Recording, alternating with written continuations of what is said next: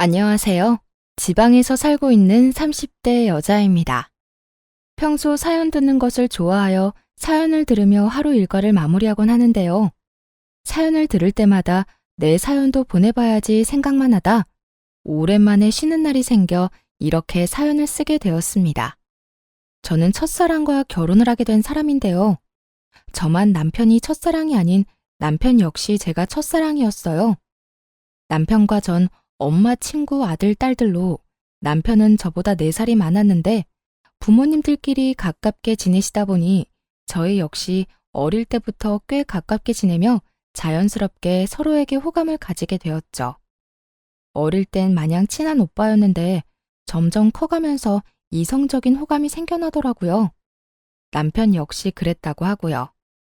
서로에게 호감을 가지고 있었던 저희는 고등학교를 진학하게 되면서 바빠진 생활 때문에 자연스럽게 왕래가 없어지게 되었고 30대가 되던 때까지 단 한 번도 만나지 못한 채 지내게 되었어요. 세월이 흘러 저희가 다시 재회하게 되었던 것은 남편의 형인 시숙의 결혼식장이었고 그날 이후 저흰 연락을 주고받다 연인 사이가 되어 결혼까지 하게 된 것이었죠.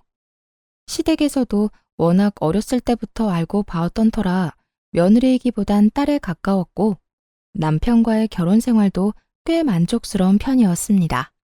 하지만 이런 저의 생활에 단 한 가지 문제가 있었는데요. 그것은 다름 아닌 형님이었어요. 형님은 저보다 1년 빨리 결혼을 했었는데 알고 보니 남편과는 친구 사이더라고요. 남편과 가까운 친구로 지내던 형님은 시숙과 마음이 통해 결혼까지 하게 된 것이었고 저희가 연애할 때부터 저에게 살갑게 굴지 않던 형님은 제가 가족이 되고 나서도 저를 알게 모르게 시샘하고 미워하는 것이 느껴졌죠. 이거 동서가 다 한 거야? 간이 전혀 안 맞네. 일찍 직장 생활했다더니 일하느라 음식은 전혀 배우지 못했나 봐. 그리고 이렇게 음식을 담는 사람이 어디 있어? 보기도 좋은 떡이 먹기도 좋다는 말 몰라? 실컷 정성스레 음식 만들어 놓고 이렇게 담으면 맛없어 보이잖아. 그냥 이렇게 담지 말고 위에 깨라도 좀 뿌려라. 겉절이에 깨를 뿌려 담아내라고 간섭하는 것은 물론이었고 다들 간이 세지 않아 딱 좋다고 칭찬 일색이었던 제 음식에 대해 핀잔을 늘어놓은 것은 기본이었어요.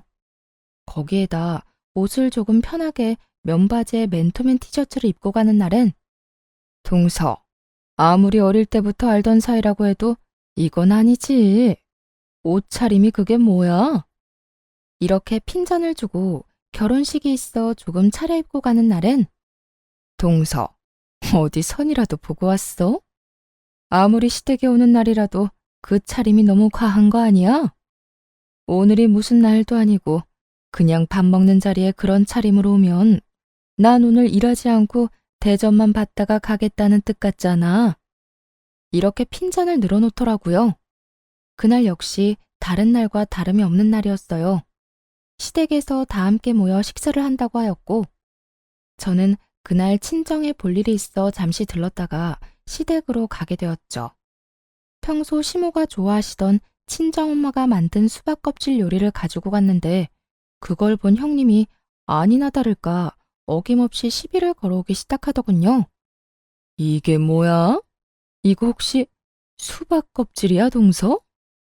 네, 이거 수박 껍질로 만든 무침인데 한번 드셔보실래요? 생각보다 맛있어요. 난 됐어. 다들 음식물 쓰레기라고 버리는 걸로 무슨 무침을 만들어? 동서도 참 동서다. 시댁에 오면서 이런 걸 가지고 오면 어떡해? 아무리 어릴 때부터 봐서 편한 사이라고 해도 그렇지. 이건 음식이 아닌 쓰레기 아니야? 친정엄마가 정성껏 만들어준 음식을 보고 쓰레기라고 하는데 정말 화가 치솟아 오르더라고요. 아무리 본인은 이런 걸 먹어본 적이 없다고 한들 그런 말을 굳이 입 밖으로 뱉어낼 필요는 없는 거 아닌가요? 그 정도는 상대방에 대한 예의이고 상식이라고 생각하는 전 도무지 형님의 언행이 이해가 되지 않았고 그와 더불어 화도 많이 난 상태였죠. 형님, 아무리 그래도 해온 사람 정성이 있는데 그걸 쓰레기라고 하는 건 너무한 거 아닌가요? 동서, 왜 이렇게 흥분을 하고 난리야? 아니, 그렇잖아. 다른 사람들은 수박 먹고 껍질 버린다고 골머리가 아프다는데, 동서는 그런 음식물 쓰레기로 음식이라고 만들어 왔으니, 내 입장에선 양념한 음식물 쓰레기라고 생각할 수밖에 더 있겠어? 그래도 음식물 쓰레기는 아니죠. 제가 설마 음식물 쓰레기를 시댁에 가지고 왔겠어요? 아니면 그만이지. 뭘 이렇게 화까지 내고 그래? 음식물 쓰레기 같아 보여 음식물 쓰레기라고 했을 뿐인데 바른말 2번 했다간 동서 나한테 욕도 하겠어. 제가 반응을 보이자 그것이 또 재미있었는지 더욱 신나서 비아냥대기 시작했고 전 그런 형님의 모습을 보며 순간 정말 눈이 핑 돌아갈 만큼 화가 나더라고요.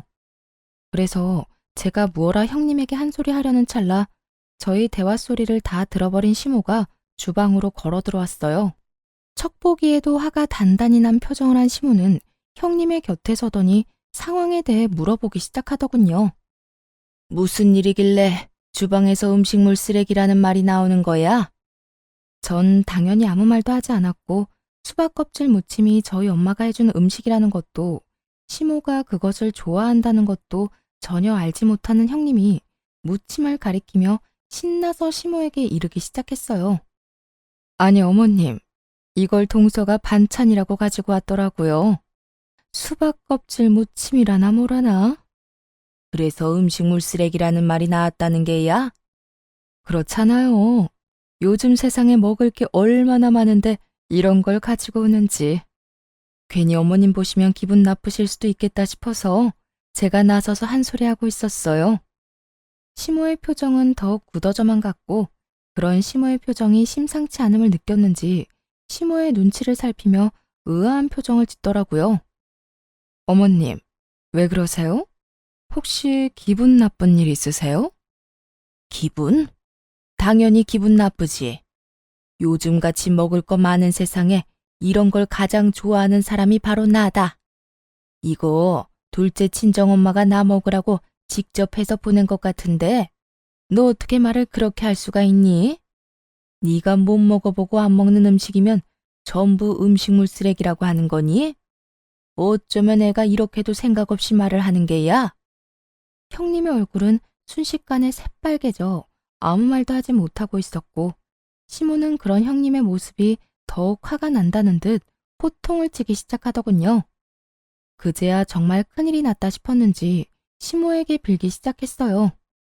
다른 사람이 정성으로 한 음식에 그렇게 함부로 말하는 거 아니다. 당사자가 이 말을 들었으면 얼마나 힘 빠지고 기분 나쁘겠어. 어머님, 저는 동서 친정어머니께서 해주신 음식이라고는 생각도 못했어요. 어머님이 좋아하시는 음식이라고는 더욱 생각 못했고요. 정말 죄송해요. 제가 생각이 짧았어요. 그러면 넌 그저 둘째가 한 음식이라고 생각하고 그런 말을 했다는 건데 그건 그거대로 문제가 있지 않니? 어떻게 당사자를 앞에 두고 음식물 쓰레기라는 말을 할 수가 있어? 내 앞에선 갖은 착한 척은 다 하더니 모두 연기였던 게야? 아니에요. 그런 게 아니라 저도 모르게 나온 말이에요. 정말 죄송해요. 동서, 기분 많이 상했어? 내가 미안해. 앞으로 조심할게. 형님은 시모에게 용서를 구하는 것도 모자라 저에게까지 사과를 하는 태도를 보였지만 시모의 마음을 돌리기엔 이미 늦은 듯 하더라고요. 형님의 사과에도 불구하고 형님은 시모에게 미운 털만 잔뜩 박힌 채 저녁 식사도 하지 못하고 집에서 쫓겨나 버렸으니까요. 아무래도 기분이 상해서 안 되겠구나.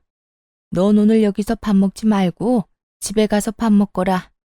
너 보면 음식물 쓰레기라는 말이 귓가에 맴돌아서 밥을 먹을 수가 없어. 어머님, 정말 죄송해요. 제가 오늘은 그냥 가고 나중에 따로 한번 올게요. 정말 죄송해요. 평소엔 화 한 번 제대로 내지 않는 시모였는데 지금껏 제가 단 한 번도 보지 못한 모습을 보이며 화를 냈고 깨달은 것이 많았던 형님은 방법을 바꿔 저를 싫어하는 티를 내기 시작하더군요. 저에게 말을 걸지도 않을 뿐더러 시선조차 주지 않으며 그야말로 저를 투명인간 취급을 하기 시작했죠. 형님, 언제 오셨어요? 제가 이렇게 말을 걸어도 제 말은 안 들리는 사람처럼 시모에게 쪼르르 달려가 갖은 알랑방귀를 끼어대더군요. 어머님, 저 뭐 하면 될까요? 저한테 다 맡기시고 어머님은 들어가서 좀 쉬셔요. 며느리가 둘이나 있는데 아직 이렇게 주방에 계시면 어떻게 해요? 얼른 들어가서 좀 쉬세요. 이렇게 말입니다.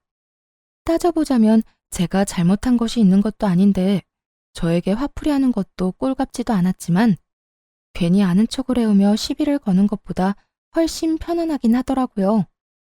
워낙 별것도 아닌 것에 시비를 걸어오던 탓에 차라리 무시당하는 편이 더 편안하다고 생각하게 되는 상황이 황당하긴 하지만 어찌되었든 한결 편안해졌으니 되었다고 생각하던 참이었어요. 형님이 모른 척을 하니 저 역시 형님에게 굳이 말을 걸지 않는 날이 길어지고 있었는데 하는 수 없이 연락을 해야만 하는 일이 생겨나고야 말았었어요. 그 이유는 다름 아닌 남편 때문이었는데 대학교 동창이 부친상을 당해 장례식장을 간다며 나간 남편이 연락도 없이 외박을 한 것이었죠. 날이 밝아올 때까지 남편은 여전히 연락이 없었고 저는 하는 수 없이 대학교 동창인 형님에게 연락을 하게 된 것이었어요. 동서가 무슨 일이야? 나한테 연락 한 통 한 적이 없는 사람이. 그게요, 형님.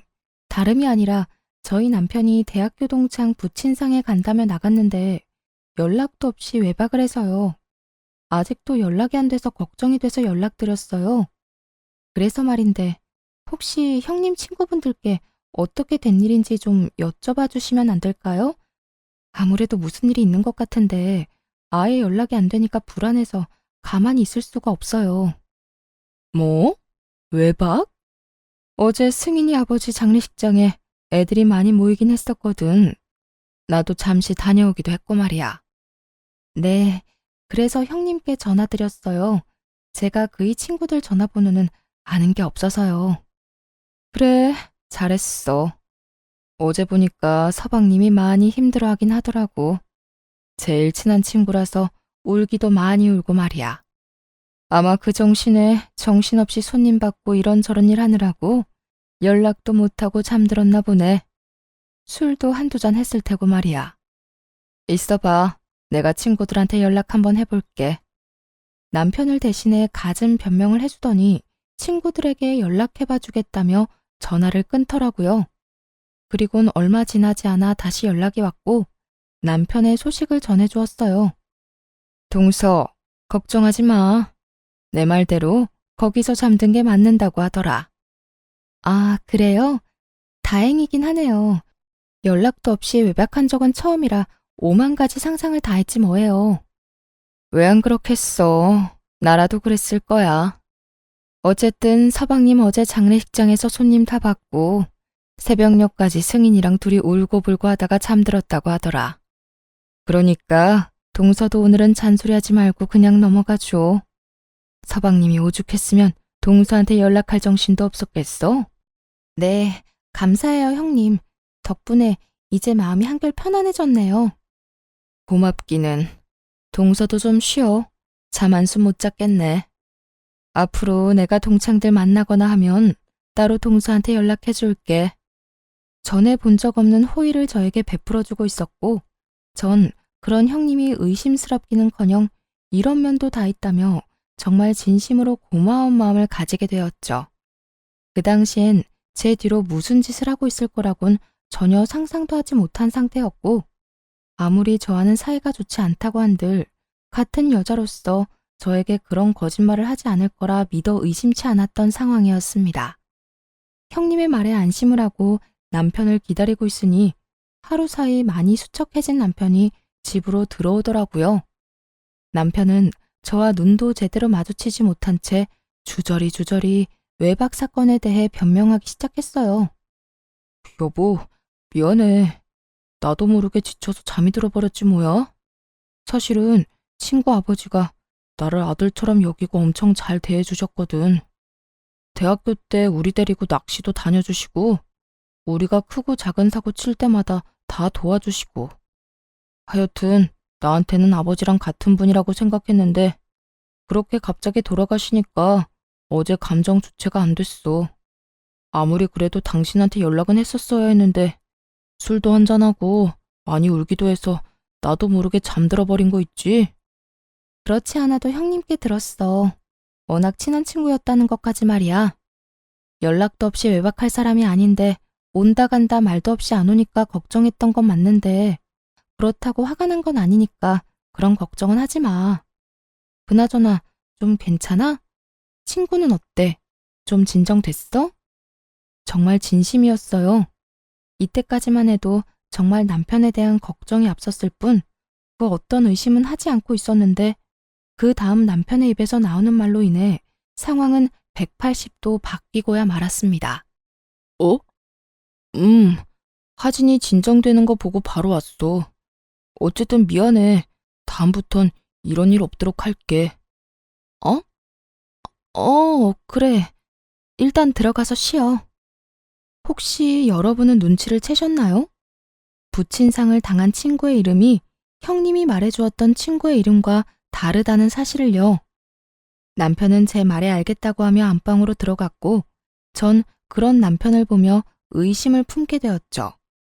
정신이 없다면 이름 정도는 헷갈릴 수 있다고 생각할 수도 있겠지만 그때는 정신이 없기는커녕 정신이 또렷해졌을 때일 뿐더러 남편도 남편이지만 형님이 이름 따위를 헷갈릴 일 없다고 생각했어요. 그 순간 형님이 남편을 대신해서 했던 변명들도 어쩌면 거짓말일 거란 생각이 들기 시작하더니 남편의 모든 행동이 수상하게 보이더군요. 우선 남편의 생활을 지켜보니 일정한 패턴이 있다는 것을 알아채게 되었어요. 남편의 늦는 날엔 꼭 등장하는 인물들이 있었는데 그건 대학교 동창들이었죠. 그때마다 형님은 기다린 사람처럼 저에게 연락을 해와 남편의 알리바이를 제공해 주었고요. 동서, 이야기 들었지? 오늘 친구 모인다는 거. 아, 네. 아까 연락이 와서 급하게 잡힌 약속이라고 저녁 먹고 가볍게 한잔하고 온다고 하더라고요. 나도 잠시 들렸다가 방금 집에 들어왔는데 오늘은 남자애들끼리 모여 있더라고. 내가 동서한테 보내주려고 사진까지 찍어왔어. 전화 끊고 보내줄 테니까 보고 안심하라고. 다 동서가 아는 친구들일 거야. 이렇듯 형님은 늘 본인은 집에 먼저 왔는데 남편은 친구들과 있을 거라며 남편의 증인이 되어주었고 본인이 말한 대로 사진까지 보내주며 제 의심을 잠재우려고 노력하고 있더군요. 한번 시작된 의심은 점점 더 커져만 갔고 도저히 그냥 있을 수는 없더라고요. 전 그 모든 의심스러운 상황에 종지부를 찍고자 흥신소를 이용하기로 했고 며칠 뒤 흥신소에서 전해받은 자료들은 과히 충격적일 수밖에 없었습니다. 사모님, 제가 자료는 다 보내놨습니다. 확인해 보시면 되시고요. 예상하셨다시피 남편이 외도를 저지르고 있던 게 맞더라고요. 상대는 대학 동창으로 그쪽도 결혼을 한 상태였고요. 제가 조사한 바론 남편 형수하고도 관련이 있는 것 같더라고요. 두 사람이 만나는 날엔 거의 대부분 그 형수라는 사람이 처음엔 함께 하다가 자리를 빠져주는 식으로 동창들 눈을 피했고요. 사진이랑 대화 녹음한 것도 있으니 다 확인하시고 연락해 주세요. 들어보니 남편은 외도를 저지르고 있는 것이 맞았는데 상대는 다름 아닌 남편의 동창이자 형님의 절친이더라고요. 녹음된 파일은 남편과 상간녀의 대화였는데 두 사람이 어떻게 시작되었는지 낱낱이 녹음되어 있었죠. 그래서 자기는 언제부터 날 좋아했는데? 그걸 모른다는 사실이 정말 놀랍다. 나 자기 대학교 때부터 좋아했었어. 오랫동안 자기 좋아하다가 도저히 안 되겠다 싶어서 우정까지 포기할 마음으로 고백하려고 했는데 웬 여자랑 결혼한다고 하더라? 내가 그때 얼마나 속상했는 줄 알아? 첫사랑이랑 다시 재회해서 결혼한다는데 내가 진짜 할 말이 없더라. 진작 말하지 그랬어. 그랬으면 우리가 이렇게 힘들게 만날 일도 없었을 텐데 말이야. 그러게. 나도 이렇게 될 줄 알았으면 진작 고백하는 건데. 하여튼 우린 지영이한테 고마워야 해. 어찌되었든 지영이가 우리 다시 연결해준 거 아니야. 이렇게 유부남 유부녀가 되어 만나게 됐다는 게 좀 그렇긴 하지만 말이야. 하긴 형수님이 중간에서 우리 계속 만나게 해주고 마음 전해주지 않았더라면 우리가 이렇게 서로 마음을 확인하고 서로 좋은 시간을 보낼 일도 없었겠지. 거기에다 형수가 요즘 우리 집사람한테 나 알리바이를 다 대줘서 자기 만나는 게 얼마나 편한지 몰라. 글쎄 사진까지 보내준다더라. 우리 다 같이 모여있는 사진 말이야. 그것도 남자들끼리만 모아서 말이야. 지영이한테 정말 고맙다. 그나저나 자기는 이혼 생각은 있는 거야? 언제까지 이러고 만날 거야? 나야 당장이라도 이혼하고 싶지. 그런데 무슨 계기가 있어서 이혼 말이라도 꺼내볼 거 아니야. 괜히 급한 마음에 이혼 이야기 꺼냈다가 집사람이 무슨 눈치라도 채면 자기나 나나 끝장인 거야. 상간녀, 상간남 위자료에 이혼 위자료까지. 이중으로 돈 나갈 텐데 그 돈을 다 어떻게 해. 하긴 그 돈이면 우리 집도 살 수 있겠다. 알겠어. 나도 우리 남편이랑 최대한 자연스럽게 이혼할 수 있도록 노력해 볼 테니까 자기도 하루라도 빨리 이혼할 수 있게 노력해줘. 나 이렇게 자기랑 몰래 만나는 거 너무 싫어. 나라고 좋아서 이렇게 만나겠어? 내가 빨리 이혼할 수 있도록 해볼 테니까 조금만 기다려줘 자기야. 참 기가 막히더라고요. 들어보니 상간녀는 오래전부터 남편을 짝사랑해왔고 남편이 결혼을 하자 포기하고 딴 남자랑 결혼을 했다가 형님이 중간에서 사랑의 작대기 노릇을 해 연결된 불륜이더군요. 시모 친구 딸인 제가 갑자기 며느리로 들어와 시모와 가깝게 지내는 제가 마음에 들지 않았던 형님이 끊임없이 노력해 연결된 사랑이었던 거죠. 주로 형님이 저에게 증인이 되어주고 두 사람만 만나고 오는 날이 있기도 했지만 정말 동창들이 다 모이는 날엔 다 함께 모인 사진을 찍어 형님이 저에게 보내주고 나면 바로 세 사람이 자리를 빠져나오는 식의 방법이었더라고요. 세 사람이 자리를 벗어나면 형님은 두 사람을 위해 자리를 빠져주고 두 사람은 그 후 좋은 시간을 보내고 있었던 것이었어요. 아무리 제가 밉다고 한들 제 뒤통수를 이런 식으로 칠 거라고는 생각하지 못해 충격이 참 크더군요. 남편도 남편이었지만 형님에 대한 충격도 작진 않았어요. 전 모든 사진들과 녹음 파일을 반복해서 보고 들으며 이혼을 다짐하게 되었고 복수를 하기로 마음먹게 되었죠. 조용하게 이혼하고 행복하길 바라는데 그렇게 해주면 안 되는 일이었으니까요.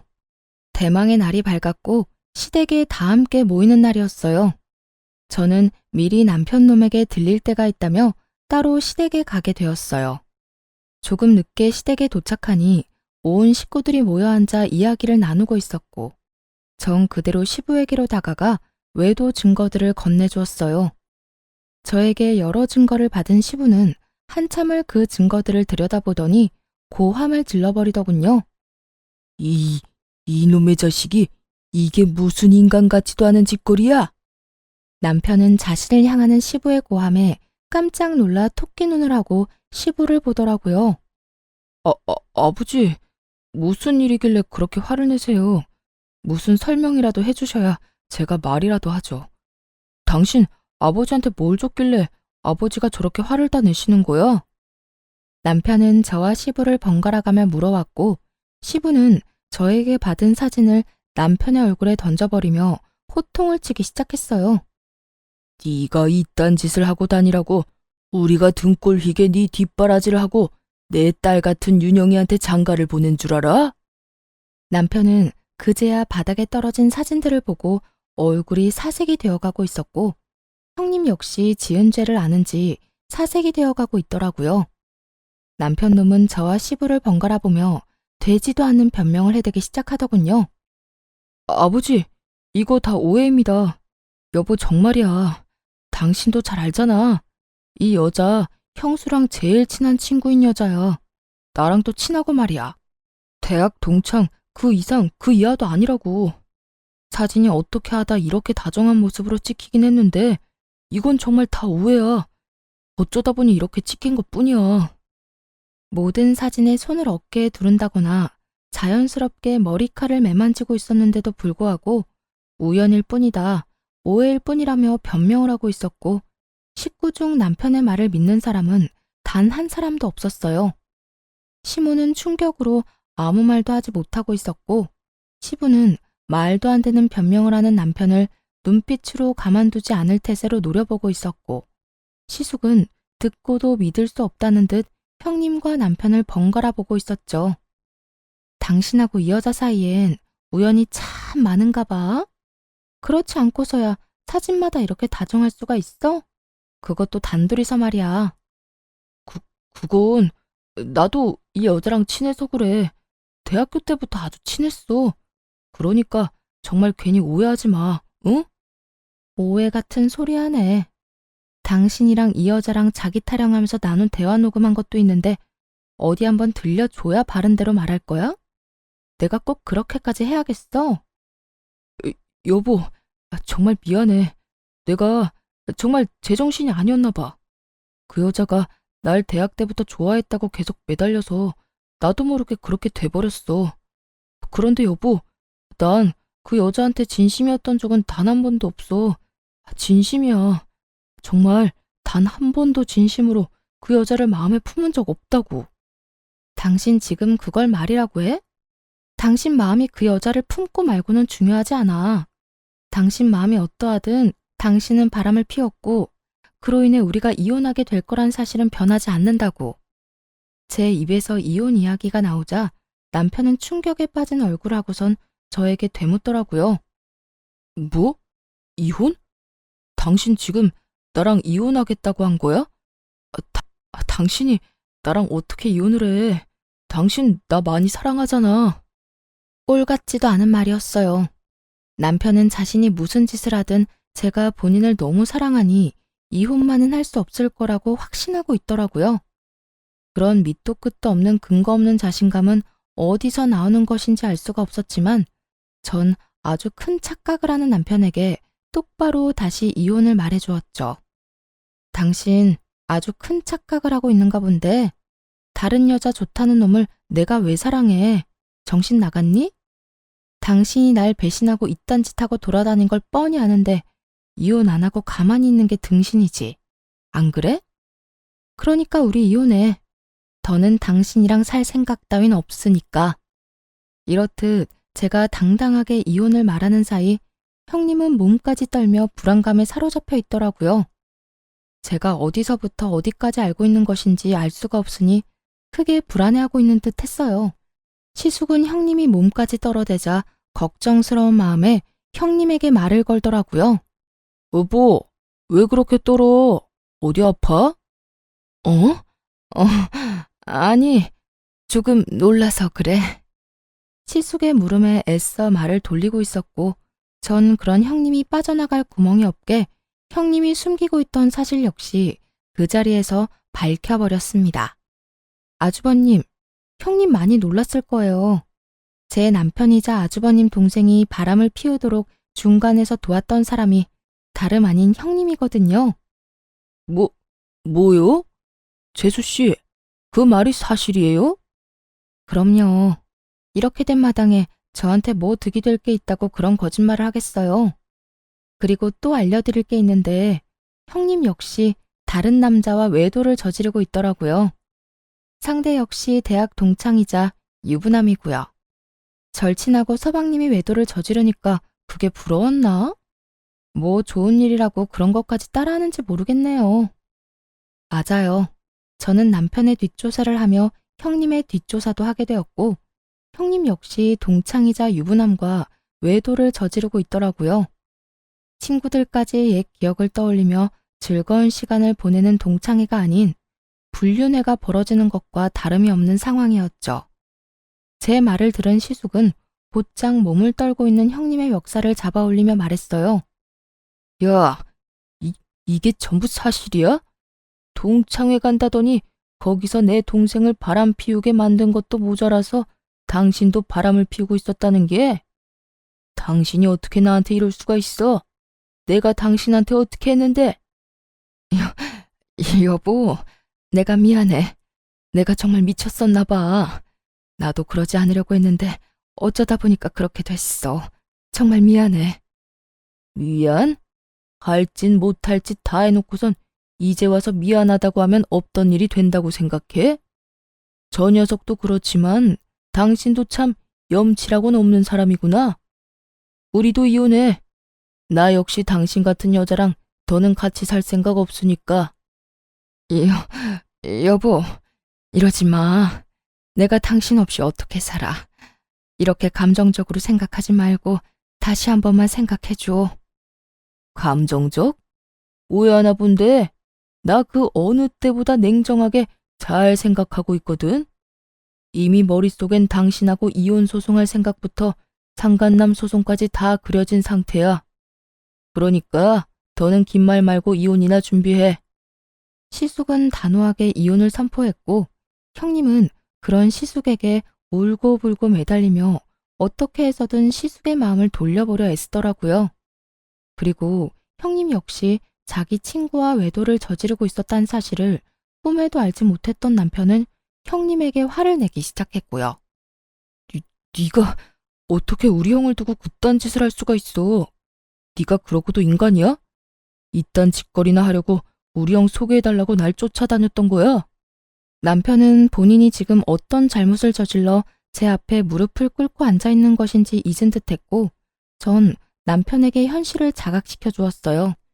당신이 지금 입댈 주제나 된다고 생각해? 남 신경을 쓰지 말고 당신 이혼이나 신경 써. 누가 누구한테 질책을 하고 있어? 남편은 그제야 자신의 처지가 형님과 다르지 않다는 걸 깨달은 것인지 급하게 저에게 매달리기 시작하더군요.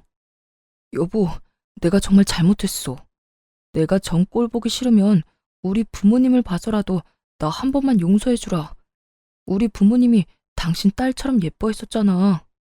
남편은 감히 시부모님들을 입에 올리며 저에게 매달리고 있었고 이때껏 잠자코 상황을 지켜보던 시부가 상황을 정리해버리기 시작했어요. 어디서 우릴 파는 게야?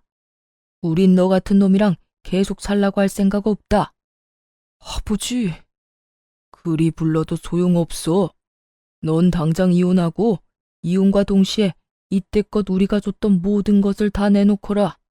집, 차, 카드까지. 하나도 남김없이 다 내놓고 이 집에 기어들어올 생각도 하지 마. 아버지, 이렇게까지 하실 필요는 없잖아요. 이렇게 남김없이 다 가지고 가시면 전 어떻게 해요? 이렇게까지 하게 만든 놈이 누군데 감히 말대꾸를 하는 게야? 시부의 호통에 남편은 제가 이혼을 말할 때보다 더 절망적인 표정으로 고개를 푹 숙이더군요. 그럴 수밖에요. 시댁은 재산이 좀 있는 편이었는데 자식들이 조금이라도 편히 살라고 지원을 아낌없이 해주던 상황이었어요. 그 덕분에 남편은 월급은 월급대로 다 쓰고 부모님들의 지원으로 낭비를 펑펑하고 살았던 사람이었죠. 그런데 그런 남편에게 모든 지원을 끊겠다고 하니 그것이야말로 마른 하늘의 날벼락 아니겠어요? 남편은 아무리 생각해도 지원만은 끊길 수 없었는지 시부에게 더 간절하게 매달리기 시작하더군요. 아버지, 제가 아버지가 시키는 대로 이 사람이랑 이혼하겠습니다. 그러니까 지원은 끊지 말아주세요. 최소한 집이랑 차는 계속 제가 가지고 있게 해달라고요. 사람이 집은 당연히 있어야 살아갈 거고 회사는 다녀야 하니 차는 있어야 할 거 아니에요. 그러니까 아버지, 제발 한 번만 더 생각해 주세요. 제발요. 집이나 차가 필요하면 네 능력으로 사. 이때까지 우리가 그만큼 도와줬으면 최소한 네 통장에 그만한 돈은 있어야 정상이지. 어찌되었든 내 할 말은 끝났으니 더는 긴 말 시키지 마. 시부의 뜻은 확고했고 시부의 말이 끝나자마자 시숙 역시 형님에게 당장 소송을 준비하라고 말하더군요. 상황은 돌이킬 수 없는 상황이 되어버렸고 남편과 형님은 눈물을 펑펑 쏟아내며 빌기 시작했어요. 여보, 그런 말 하지 말라니까. 내가 어떻게 당신이랑 이혼을 해. 난 절대 당신이랑 이혼 못해. 내가 정말 잘못했다니까. 그 남자랑 그렇게까지 깊은 관계도 아니었고 정말 실수에 가까운 만남이었어. 여보, 아버지 말 다 들었지. 나 이렇게 불쌍해졌는데 그래도 나 버릴 거야? 그러지 말고 다시 한 번만 다 용서해줘. 우리가 보통 부부야? 첫사랑이었던 우리가 그 긴 세월을 돌고 돌아 다시 만나 결혼까지 하게 된 부부잖아. 그런 우리가 이까진 일로 이혼한다는 게 말이나 되냐고. 두 사람 다 눈물 없인 들을 수 없는 마음을 쏟아내고 있었고, 시숙은 그대로 시댁을 나가버렸고, 전 남편에게 다시 한번 이혼을 말해주었죠. 그런 우리 사이를 산산조각 낸 건 당신이야. 그러니까 이렇게 구질구질하게 굴지 말고 예정을 생각해서라도 하루라도 빨리 이혼해. 할 말을 끝내고 시댁을 나가려는데 다급하게 저를 붙잡은 남편이 목소리를 낮춰 말하더라고요. 그러면 우리 아버지한테 내 이야기 좀 잘해주면 안 될까? 괘씸하긴 하지만 불쌍하니까 이때까지 해줬던 그대로 지원해주라고 말이야. 당신이 이 말만 해주면 내가 당신 원하는 대로 바로 이혼 서류에 도장 찍어줄게. 끝까지 참 대단하다 싶었어요. 어떻게 된 인간이 다른 사람도 아닌 저에게 이런 부탁을 할 수 있는지 도무지 이해도 되지 않더라고요. 전 제 귀에 대고 헛소리를 해대는 남편을 밀어버리곤 큰 소리로 외쳐주었죠. 뭐? 당신한테 해주던 지원은 그대로 해달라고 아버님께 말해달라고? 내가 미쳤다고 아버님께 그딴 말 하겠어? 정신 좀 차려라, 제발. 지금 심정으론 당신이 가진 거라면 양말 하나까지 싹 다 빼앗고 싶은 심정이니까 헛소리 말고 법원 나오라는 날에 늦지 말고 오기나 해. 전 남편을 뿌리치곤 시댁을 나와버렸고 친정에서 지내며 이혼 소송을 비롯해 여러 소송을 시작하게 되었어요. 저와 시숙의 이혼은 그야말로 위자료 파티와 다름이 없었죠. 각각 배우자와 상간녀, 상간남에게 위자료를 받았고 저는 형님에게 위자료 소송을 해 형님에게도 위자료를 받을 수 있었어요. 잘못을 저지른 모든 사람들이 이중으로 위자료를 주게 되었고 세 사람은 빚쟁이 신세나 다름이 없었죠. 그렇게나 세상에 둘도 없는 사랑과 우정을 뽐내던 세 사람은 소송이 시작되자 철천지 원수와 다름이 없는 사이가 되어버리더군요. 각자 서로의 잘못만을 주장하고 있었고 어떻게 해서든 혼자 살아보려 갖은 애를 쓰기도 했어요. 결국 이혼이 마무리될 때쯤엔 아예 세 사람은 사이가 완전히 틀어져 버린 듯 서로 눈만 마주치면 욕을 한다고 정신이 없더라고요. 이게 다 박지영 너 때문이야. 네가 이 여자랑 나랑 연결시켜주지만 않았더라도 내가 이 모양 이 꼴이 되진 않았을 거라고. 바람을 피우려거든 혼자 피웠으면 됐지. 왜 애먼 사람까지 바람을 피우게 만들어? 참나. 내가 살짝 입김만 불었을 뿐인데 좋다고 쟤랑 눈 맞은 사람이 누군데 이 난리야? 그리고 이렇게 된 게 나 때문이야? 두 사람이 조심성 있게 만났으면 이런 일도 없었을 거 아니야. 내가 그만큼이나 도와줬는데도 그거 하나 똑바로 못해서 이 사태를 만들어? 하여튼 대학 다닐 때도 그렇게 머리가 나쁘더니 지금도 하나 편한 게 없어. 너 말 다 했어? 내가 저 쓸모도 없는 인간 포기한다고 했을 때 네가 나랑 저 인간 이어주려고 그 애만 쓰지 않았어도 우리한테 이런 일이 일어날 일은 없었거든? 그리고 너 아까부터 그저 우리 돕는 척하면서 말하는데 너 우리 돕는 척하면서 너도 바람 피웠잖아. 그거 왜 이래? 이렇듯 세 사람은 서로 헐뜯는다고 정신이 없어 보였고 그 모습을 마지막으로 세 사람이 함께 있는 것은 보지 못하게 되었죠. 그 후 들려오는 소식엔 상간녀와 예전 형님은 이혼을 당하고 빚쟁이 신세가 되어 각자의 친정으로 찾아갔다고 하더라고요. 하지만 양쪽 집 다 집안꼴을 우습게 만들었다며 대문도 넘지 못하고 쫓겨났다는 말을 전해 들을 수 있었어요. 전 남편 역시 상황이 좋지 않았어요. 전 남편은 저와의 소송은 어떻게 무사히 넘겼지만 상간녀의 전 남편이 회사로 찾아와 한바탕 난리를 피워댄 덕에 회사는 그만두게 되었고 오갈 데도 없는 빚쟁이 신세가 되었다고 하더라고요. 그야말로 돈 걱정 없이 살던 사람이 한순간에 거지 신세가 되어버린 거였죠. 그렇게 거지 신세가 된 전 남편은 오갈 데가 한 곳도 없었는지 저를 찾아왔더라고요. 거짓골을 하고서 울고불고 매달리기 시작하는데 엄청 절박하기는 한가 보더라고요. 여보, 제발 나 좀 살려주면 안 될까? 소문 들었는지 모르겠는데 나 회사까지 잘려서 진짜 돈 나올 구멍이 없어. 그래서 뭐, 나보고 뭐 어쩌라고? 돈이라도 달라는 말인 거야? 저는 이렇게 찾아와 그런 말을 하는 이유를 물었고 제 말이 끝나자마자 무릎까지 꿇더니 말을 속사포로 뱉어내기 시작했어요. 돈은 됐고 우리 아버지한테 연락 한 통 해주면 안 될까? 찾아갈 필요까지도 없고 전화 딱 한 통만 해주면 돼. 그러니까 당신 말은 내가 아버지께 전화드려서 당신 꼴이 이러하니 나와 이혼은 하게 되었어도 불쌍한 아들 구제 좀 해주셨으면 한다. 이 말을 해달란 말인 거네. 말이 끝나기도 전에 눈을 반짝이며 고개를 세차게 흔들더라고요. 그러면서 하는 말이 정말 어이가 없어 웃음이 다 나더군요. 내 말이 그 말이야. 당신도 이런 내 꼴 막상 두 눈으로 보니 마음 안 좋은 거 다 알아. 그러니까 당신이 전화 한 통만 좀 해줘. 다른 사람도 아니고 당신이 전화해서 부탁하면 아무리 아버지라도 나 받아주실 거야. 아니, 받아주시진 않으셔도 먹고 살 수는 있을 만큼 도움을 주시겠지. 그러니까 당신이 나 좀 도와줘라. 정말 전 남편이라는 놈은 변한 것이 하나도 없더라고요. 어떻게 저딴 생각을 할 수 있는 것인지.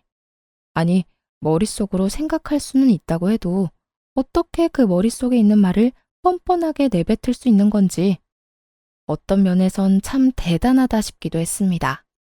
기대 가득한 눈빛을 보내는 전 남편에게 일말의 희망도 남기지 않기로 했어요.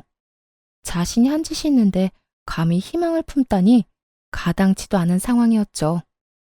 너 정말 큰 착각을 계속하는 것 같은데 난 너 그런 꼴 봐도 아무렇지도 않아. 여보.